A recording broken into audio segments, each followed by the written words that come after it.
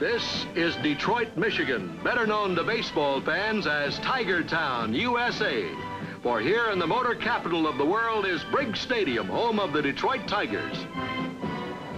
Millions of fans have sat in these stands to watch America's favorite sport, to applaud for the lusty base hit, to cheer for the sparkling slide, to scream with a diving fielder for the one that gets away.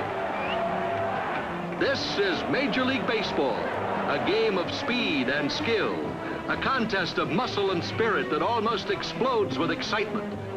And these are the Major League stars, crown princes of the sports world. How does a fella get to be a major leaguer? Well, if you've got baseball in your blood, you've got to be playing somewhere. On the vacant lot, or the high school team, or the sandlot squad.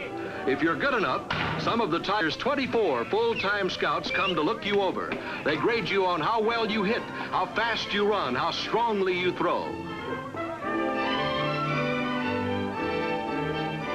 You may be offered a contract with the Detroit Tigers, and Chief Scout Ed Catalinas watches you sign. Then General Manager John McHale congratulates you, your mother, and your dad. And you're on your way to a real career with one of the best organizations in baseball. There'll be a good living in the years ahead with top salaries, firm friendships, and profitable contacts in the business world. You'll be one of 240 players on 10 minor league clubs scattered all over the country. A life in baseball gives you a close-up look at most of America as your ability and desire push you toward the big leagues. It starts with spring training in Lakeland, Florida. Less than a mile from town in the beautiful sunshine and citrus country, there's a famous graduate school of baseball knowledge with a familiar name. Tiger Town. Plans have been carefully made all winter. Now the officers of the club check them over on the spot. Business manager Jim Campbell, board chairman John Fetzer, and secretary-treasurer Bill McCoy join President Harvey Hansen in discussing the program while Harry Sisson, the executive vice president, looks on. Officers of the Detroit Club are highly successful businessmen who add their experience, ability, and reputations to every phase of the operation. Since 1953, when club officials and the city of Lakeland found Tiger Town, this close attention to detail has made the camp unique. There's nothing else like Tiger Town in all baseball. The program starts when you check the bulletin board for the first day's schedule and for your team assignment. You're placed on the squad that best suits your ability and development, and each squad gets a different colored sock so you can tell them apart.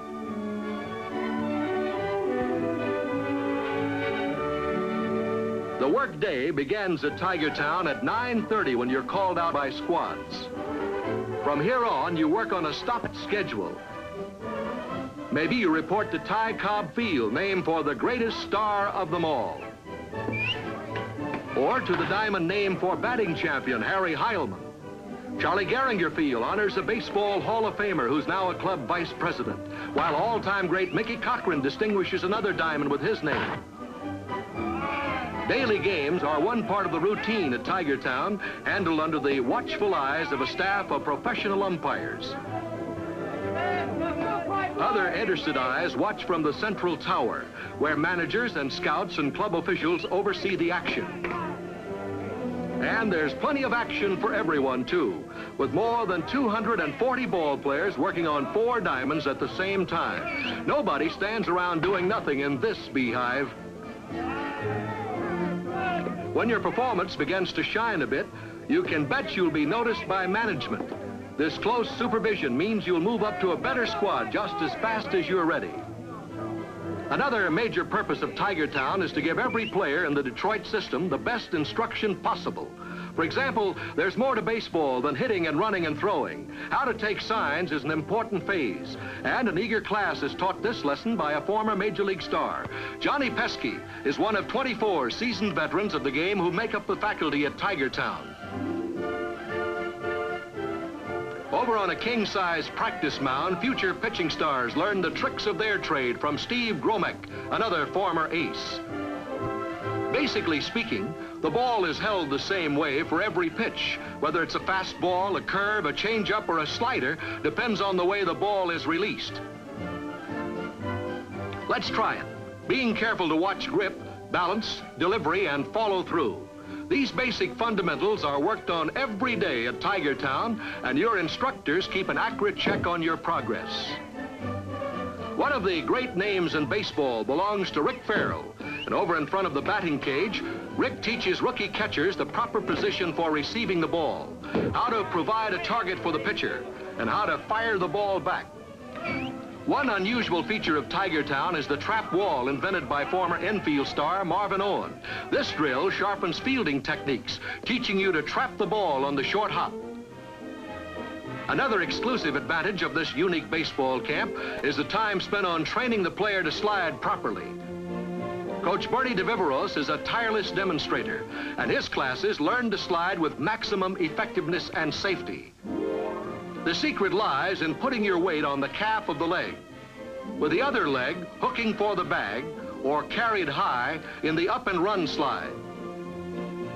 Trying to avoid the tag when a throw beats you to the base, you're sometimes safe when you can come in the back door.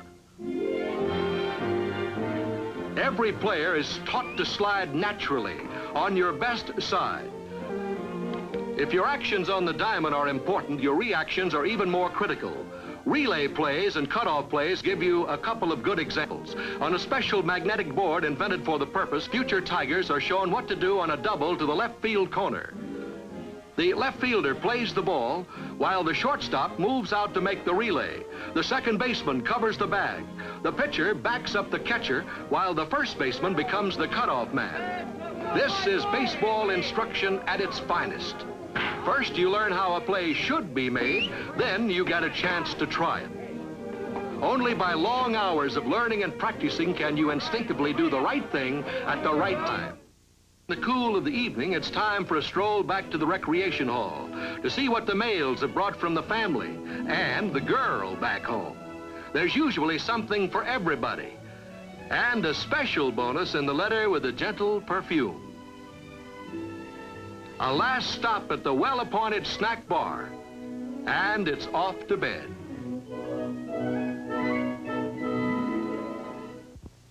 On Sunday morning, the Tiger Town bus takes men of all faiths to the churches of their choice. Tiger teams have trained in Lakeland since 1934, so you are treated like regular residents of the community. There are no strangers here. An occasional afternoon away from baseball calls for a change in uniform, a different swing, and a whole new set of challenges at the nearby country club. Not for long, though. Next morning, it's back to baseball and to a session with stars and coaches of the major league teams. Since the Tiger squad is in spring training only a couple of blocks away, you not only watch the big leaguers in action, but get personal instruction from them as well. Pitching coach Willis Hudlin teaches you not to hold the ball too far back in your hand.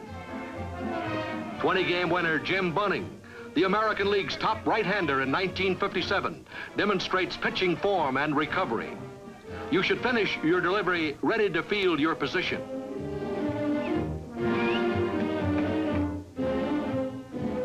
In the batting cage, coaches Billy Hitchcock and Tommy Henrich talk about hip movement. All-star Al Kaline, who won the league batting championship in 1955, serves as demonstrator. What a kick for a brand new rookie, just starting up the baseball ladder, learning the proper pivot for pulling a ball from one of the great young stars of the game. Let's back off, out of the way, and watch Al Kaline slug a couple.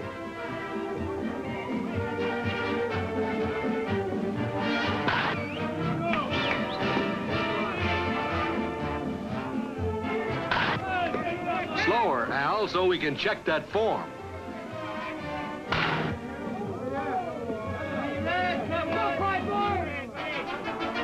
Harvey Keene shows us real bat control with a line drive. Out at second base, Billy Martin and Frank Bowling give lessons on making the all-important double play. Baseball players love to barber, to talk about their business.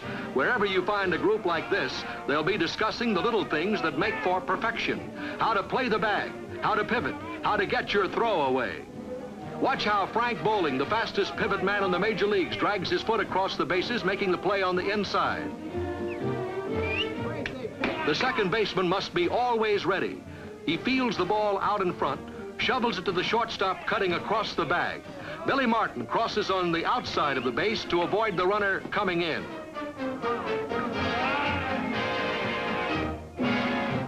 Coach Don Lund instructs the outfielders. When a ground ball comes your way, charge it, keeping low. Play the ball out front and come up throwing. Let's see you try a couple. That's the ticket. In another corner of the field, the big league players take time to talk with younger stars. This is a catcher in the local Babe Ruth League. This is a rare chance for them to hobnob with their baseball heroes. While you're working and learning at Tiger Town, the Grapefruit League sets up shop all over Florida. Teams from both major leagues play themselves into shape in a 6-week schedule of regular games. At the Bayfront Park in St. Petersburg, the Tigers renew an old rivalry with the New York Yankees. You got a close-up look at famous faces you've seen only in pictures before. Faces such as Mickey Mantle's. Batter up, says the ump, and the Tigers have something going. A long hit, and Detroit scores again. All too soon, it seems, the rewarding days at Tiger Town are done. You've had 10 weeks of training under the best faculty available. You've been watched and checked and graded on your performance. You've had every chance to demonstrate your right to play on a team of higher classification. Now it's time to put your name on a roster and send you into regular season combat. The minor league managers and the scouts meet with Tiger officials to make up the squads for the different teams. And one morning, it's goodbye to Tiger Town. You'll be off on a bus with your own teammates to battle for the pennant in one of the minor leagues.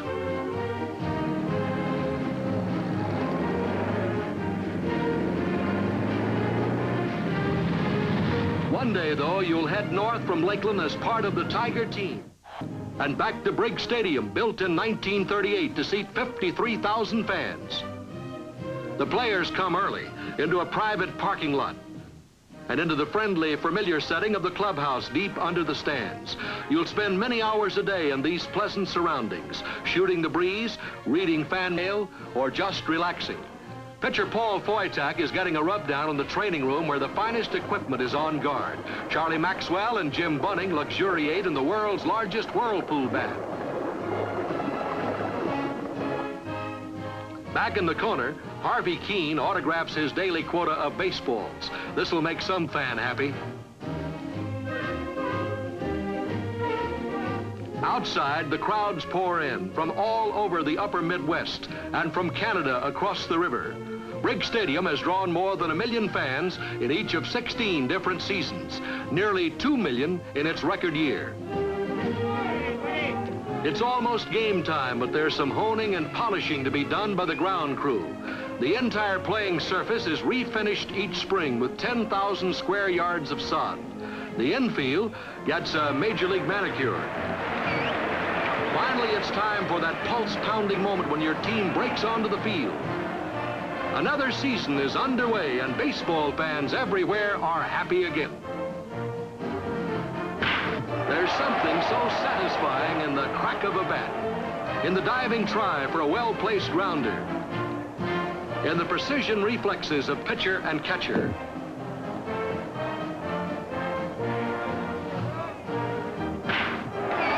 When the ball streaks toward the outfield, your heart leaps into your mouth.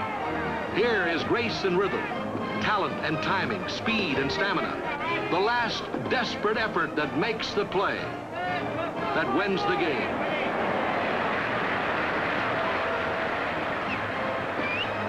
And the press will tell the story to readers around the world. When the Yankees come to town, the air is electric with excitement.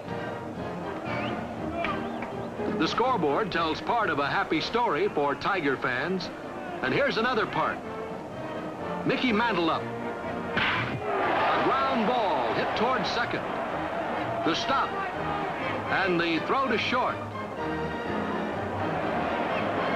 Then the relay to first. And a double play. The crew who broadcast Detroit baseball games know they can count on extra interest when the Boston Red Sox come to town, with colorful Ted Williams in the cast.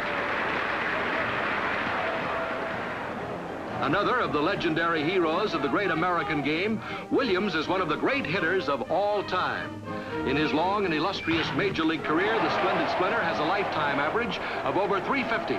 He's hit more than 450 home runs. Even if he's on the other side, it's a thrill to watch Ted Williams hit.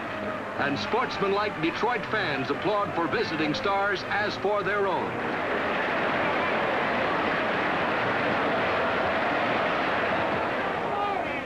There are plenty of those to cheer for, too.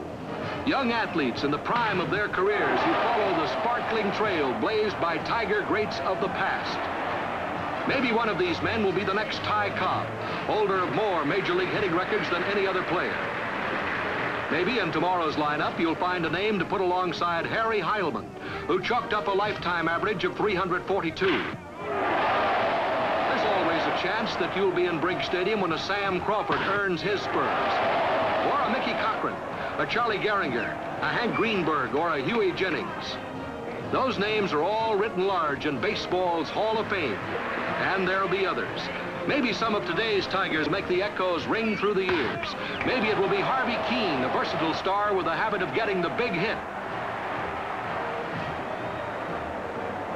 It might be Frank Bowling, a sure, swift acrobat at second base.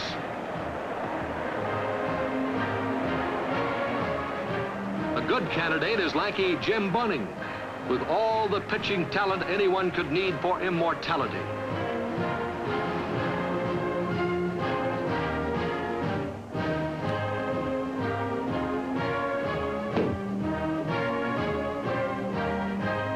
And there's always the exciting youngster who went straight from the sandlots to right field on the Detroit Tiger team. Leaping Al Kaline. This talented slugger pocketed his first batting championship as a 20-year-old, youngest ever to wear the crown. And Al Kaline will probably do it again many times before he hangs up his spikes and calls it a career.